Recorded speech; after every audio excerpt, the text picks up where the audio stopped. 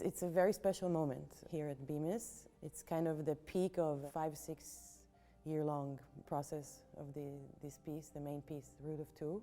And in a way it kind of continues a lifetime activity of wrecking pianos, trying to play them in all sorts of weird ways. Took an extended technique pretty far out there.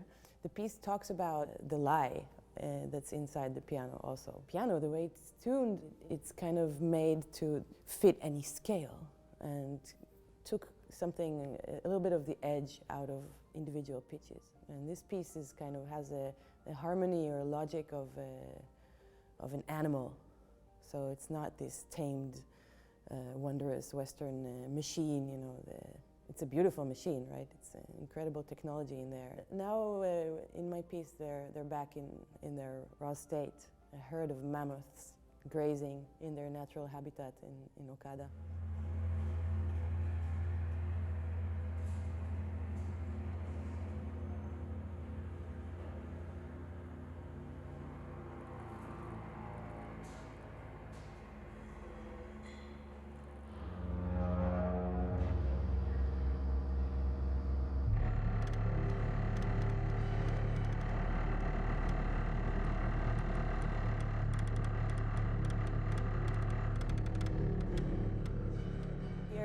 These 17 pianos under our wing became these animals again, and all the music that you hear are their vibrations. I remember I was playing, you know, piano all proper from the age of 5, and at some point I heard Jimi Hendrix.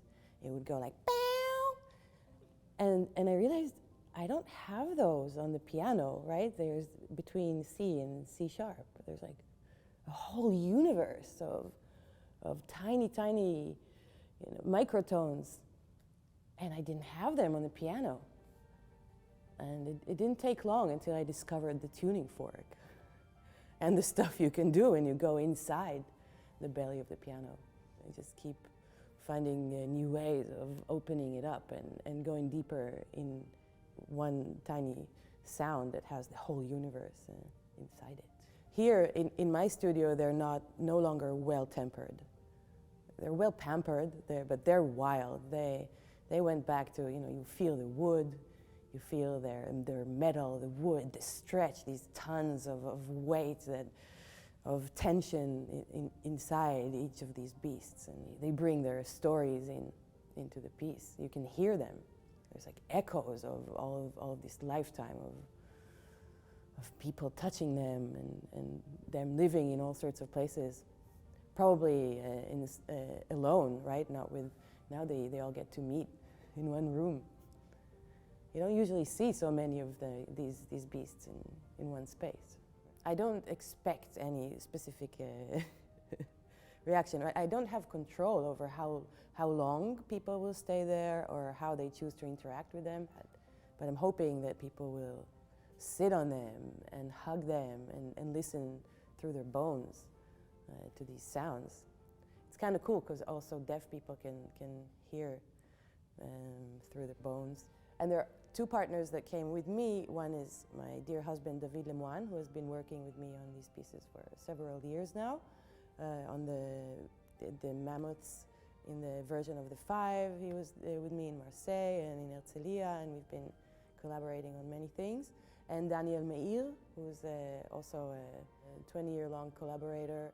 We've been working really hard on all the pieces. So there's the pianos, there are also the mechanical lungs that have this kind of Arduino work inside them, and it's also a polyrhythm composition between these 4 rhythms of breath, or tempos.